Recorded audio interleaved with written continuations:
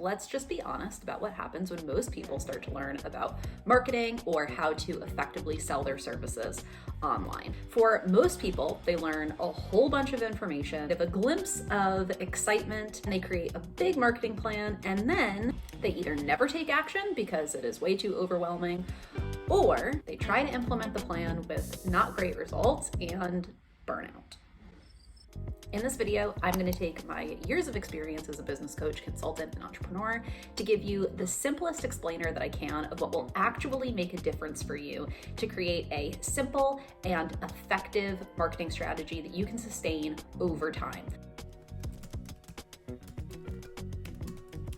Hopping in from the future as I'm editing because there's some important stuff that you need to understand before we dive in. You can't go from 0 to 100 overnight. There's a lot of advice out there that if you try to apply all of it at once in the beginning, it is just going to be too much. Maybe you've already had that experience and you're thinking there is something wrong with you and you should be able to do all of it at once. No, that's not the way that it works. People who know me know that my approach is always to keep things as simple and sustainable as possible at first and then to build from there. That's the approach we're going to take in this video. So please hear me when I say that if something that I cover in this video sounds basic to you, you're going to get a lot further by slowing down and actually applying those basic strategies than you will by blowing past the basics and trying to consume more advanced strategies that honestly just aren't entirely relevant or sustainable for you at this stage in your business. So with that, let's take it back to the 4 basics that if you pay attention to, absolutely will help you make traction over time. If you want to follow along, you can grab my simple 4-page marketing plan and messaging guide, which I will link in the description below. It is going to be really challenging for you to effectively market something that either doesn't get results or that you don't believe in or you aren't passionate about. So that's the place to start. So before you even start thinking about effective marketing, you want to start thinking about creating an effective offer. And I'm about to film an entire video just on that, but here are the 3 most important things. First of all, it needs to be specifically created for people that you actually want to work with. Second, you want to make sure that your offer is crafted based on what people actually need to solve the problem that they're having rather than what they think that they need. And we're going to talk more shortly on why this is so important. And finally, it should be an offer that you really care about. It should be something that you want to deliver on, that you're excited about. The best way to burn yourself out is to do something that you don't really care about or something that you have to force. And if you know that your offer is good and you know that you want to deliver on it and you know that the people who show up for that offer are going to be clients that you really enjoy working with, it is going to make marketing it a million times easier. Also, it's more likely to get results. And when you have an effective offer that gets results, it means that you have the benefit of referrals and retention, meaning you don't have to keep trying to find new people because people who have already worked with you might tell their friends or they might stick around and continue working with you, which takes some of the load off of your marketing.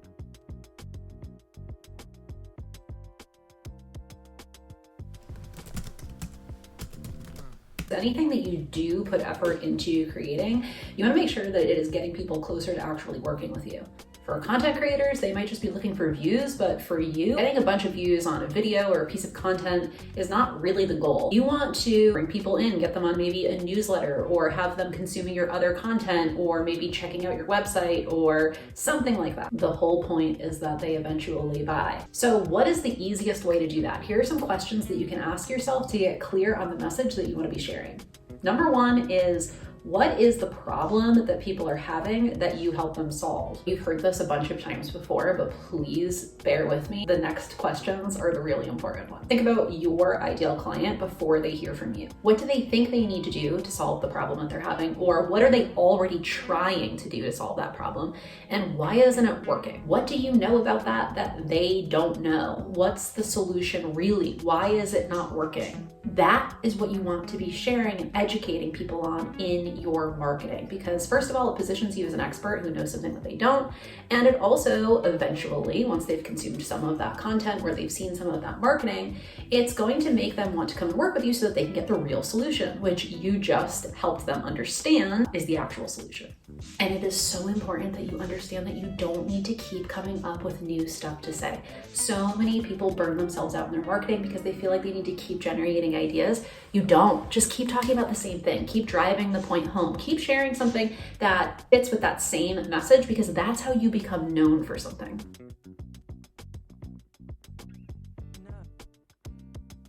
Now, of course, I don't mean literally say the same thing over and over again. I just mean that anything that you do create should nest under that message. So for me, for example, I'm always talking about how you need to find your own way of doing things and the sustainable way to do things. So while in this video, I'm not just saying that to you, I'm still teaching you how to create an effective marketing plan through that lens, right? We're talking about how to do this in a way that is simple and sustainable, because I know that ultimately that's what is going to be most effective for you and also bring you closer to the business that you actually want. Everything that you produce, you want to make sure nests under that message. And in order for you to do that, you need to be clear on what the message is.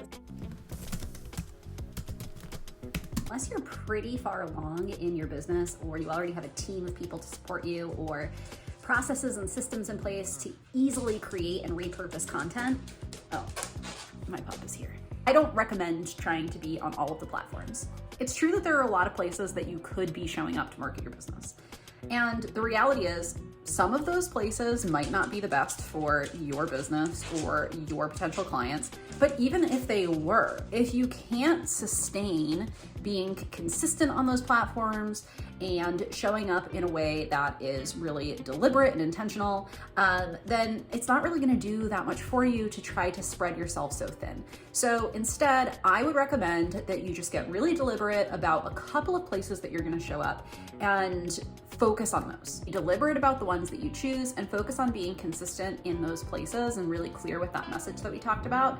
And once that becomes easier, then you can branch out into other places. So a couple of things to consider when you're deciding on the main platforms that you are going to focus on to market your business. The first thing to think about is choosing a platform that you're going to use for growth, and then also having a platform that you're going to use for nurturing. So let me tell you a bit more about what I mean by that. In some places, it's going to be easier for you to get yourself in front of people who don't already know you.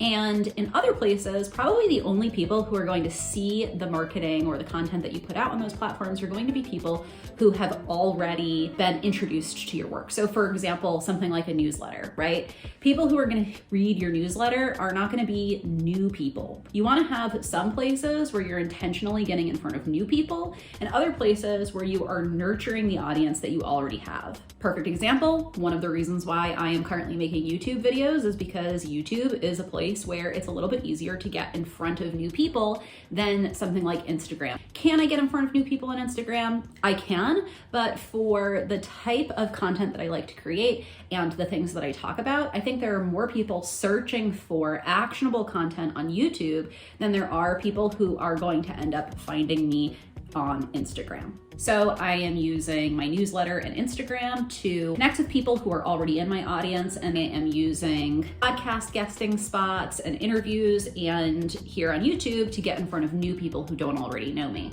Now that you have met me here, if this is the first place that you saw me, then you might start consuming some of my content elsewhere where I'm focusing more on nurturing. So you really want to have a balance of the two to have a healthy and effective strategy. And so if you think about it that way, then you can kind of narrow things down. Focus on maybe one to be consistent with to get in front of new people, and one to be consistent with to nurture folks who are already in your audience. And honestly, I would really recommend that that place be a newsletter, because you have a mechanism for people to say, yes, I want to keep hearing from you. And that means that the conversion in your marketing on that platform is probably going to be a bit better. Other thing that you want to think about when you are deciding what platforms to be on is where your people actually are. If you're working with large organizations, then probably an Instagram strategy is not the best place to start. I would recommend probably being on LinkedIn instead. Later on, if you want to supplement your marketing strategy by showing up on other platforms, you always can, but start with the ones that are most likely to reach your people. And the final thing to think about is what plays to your strengths. What's easy for you to do? The reason that I started with my podcast is because I felt like recording audio was just a really easy way for me to get content out consistently. And so I picked that one because it was easy for me to do. If starting a podcast feels like a huge lift for you, then don't start there. If video works for you, then start with video. If long form writing starts with you, then maybe start with something like Medium, or definitely focus on a newsletter, right? Think about the thing that works for you, because at the end of the day, you just want to start. Especially if you are not in a habit of consistently marketing yourself. The most important thing for you to do is just get in motion and start being consistent. And that's going to be way easier to do if you choose something that plays to your strengths. For me, I started with Instagram, my podcast, and guesting on other people's podcasts. For a while, I was only on my podcast and guesting on other people's podcasts and writing my newsletter. But I've been doing this for almost 4 years at this point, and I'm just now starting to get on YouTube and more consistently repurpose content on Instagram. It took me that long to get to this point. At the time that I'm filming this, I only have about 1,100 Instagram followers and 200 email subscribers, and I get about 1,000 podcast downloads a month, which is not a lot, and that has been enough for me to build a really solid, profitable business for me, making about $80,000 a year. The reason that I'm branching out now is because I have really solid systems in place around those other platforms like my podcast and Instagram and my newsletter, and so I know that coming onto another platform like YouTube is not going to take away from my efforts that are already working and bringing in new clients.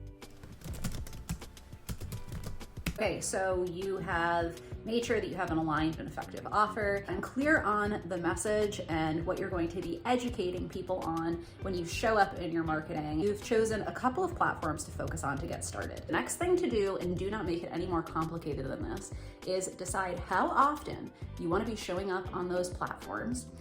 Build the habit of consistently keeping that commitment. Now, this is gonna look different for everyone. Consistency looks different for every person. So when I say be consistent, if that is like freaking you out, just think about it this way, okay? For some people, it's gonna work better to say every single Friday, I'm gonna sit down and I'm gonna write my newsletter. For other people, it works better to say, I wanna send out a newsletter at least once a week and allow themselves to write it whenever they are feeling like they're in the headspace to write it at some point through that week. And it doesn't matter when they do it. That depends on you, right? You don't need to do it at the same time every day, especially because you don't need to post something at the time that you create it. So don't let that kind of stick in your head as something that you have to do. But what you do need to do is decide how frequently do you want to be showing up in these places and set up some kind of system to start just building the habit of doing that. The important thing is that you have a clear expectation for yourself of what consistent looks like for you. And you build the habit of showing up to that even when it's not fun, even when you don't have the motivation. Because the reality is the key to any marketing strategy paying off is you showing up to it over time. Once you have done something for a few months, then you can look back and see what worked or what didn't. But if you don't show up to it consistently, it's not even a matter of it definitely not working or it working. It's just that you're not going to be able to glean anything from it. And this is so important. Listen to me.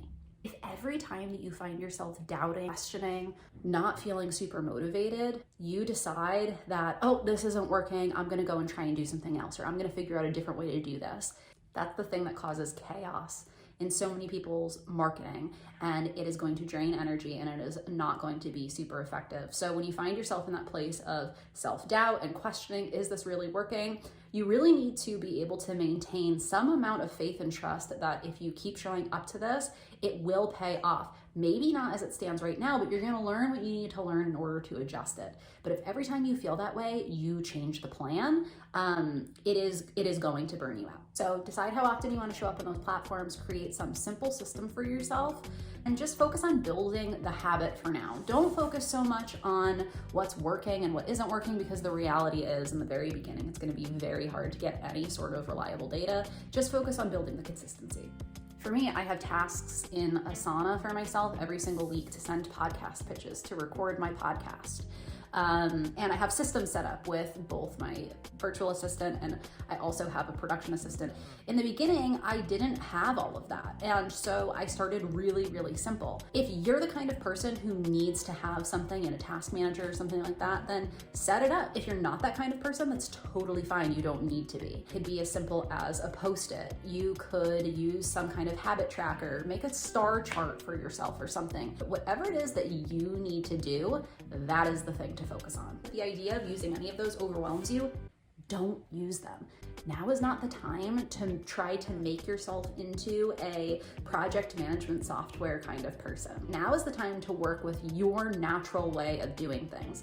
Even if that natural way of doing things is something that you consider to be not exactly ideal, like you're the kind of person who just waits until the last minute to do something, for now, let that be okay and just focus on good enough. And good enough is, I said I was going to do this frequently and I did it. If you do that for any period of time, it's going to allow you to look back and see what works and what doesn't. That's when things like insights and all of those things that you've probably learned about, analytics and this and that, that's when you can actually use those things. Until you've gotten to the point of being consistent on the platforms that you've chosen, that is more advanced than you need right now, and it's actually just a distraction. So, quick recap. The first thing that you want to pay attention to is that you have an aligned and effective offer. 2, you want to make sure that you have a consistent and effective, clear message. 3, you want to have just a couple of platforms that you choose on, and you want to make sure that you choose those deliberately. And 4, you need to make sure that you create the habit of consistency. It is blowing past these basic things that oftentimes leads people to creating plans that are not very effective and that burn them out. Until you have these basics covered, you do not need to get any fancier than this. Building a funnel or some elaborate plan for repurposing content is honestly just a distraction. Now, this is my first YouTube video ever, but don't worry, I have more videos coming. We're gonna go deeper into some of the things that I touched on in this episode. But if you are really trying to diagnose the root of your unsustainable or ineffective marketing, I highly recommend that you grab the list of my top podcast episodes. I have hundreds of episodes that you can dive into where I have already gone deeper on some of this. I'll put that in the description below. And in the meantime, make sure that you are subscribed so that you don't miss my future videos.